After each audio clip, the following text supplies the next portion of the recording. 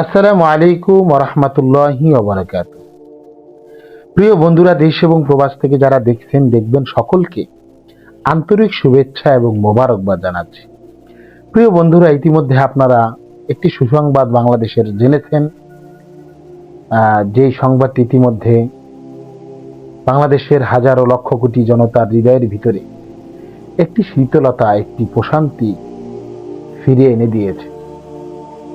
সেটি হচ্ছে, আপনারা জানেন, বাংলার মানুষের দীর্ঘদিনের আশা হযরত উলামায়ে কেরামের নেতৃত্বে যে সমস্ত ইসলামিক দলগুলো কাজ করতেছে দেশ, জাতি, ইসলাম এবং মানবতার পক্ষে, বিশেষ করে ইসলামী আন্দোলন বাংলাদেশ, বাংলাদেশ খেলাফত মজলিস, জমিয়তে উলামা ইসলাম, জামায়াত ইসলামী সহ অনেকগুলো ইসলামিক দল দেশ, জাতি এবং মানবতার পক্ষে কাজ করে যাচ্ছে।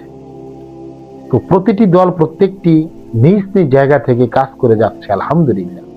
কিন্তু বাংলাদেশের মানুষের দাবি হচ্ছে, এই দলগুলো যদি এক হয়ে কাজ করে তাহলে দেশের মানুষ এদের মাধ্যমে যতটা উপকার হচ্ছে, যদি এক হয়ে এক প্ল্যাটফর্মে যদি কাজ করতে পারে তাহলে এর চেয়েও বেশি উপকার ফিরে পাবে।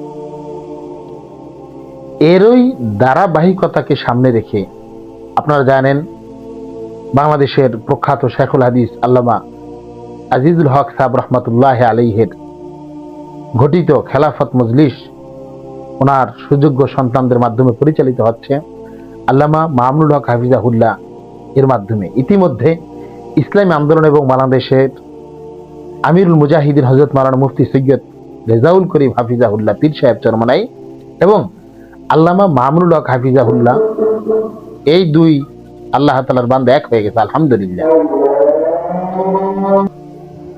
তো প্রিয় বন্ধুরা, এইভাবে যদি সকল ইসলামিক দলগুলো এক প্ল্যাটফর্মে এসে কার্যক্রম চালিয়ে যায় তাহলে আমার দিল বলে সেই দিন বেশি দূরে নয় যেদিন এদেশের নেতৃত্ব হযরত উলামায়ে কেরামগণ দিবেন। এই দেশের সর্বোচ্চ টপ লেভেলে পবিত্র কোরআন এবং সুন্নাহর অনুশাসন বাস্তবতা রূপদান করাটা সহজ হয়ে যাবে।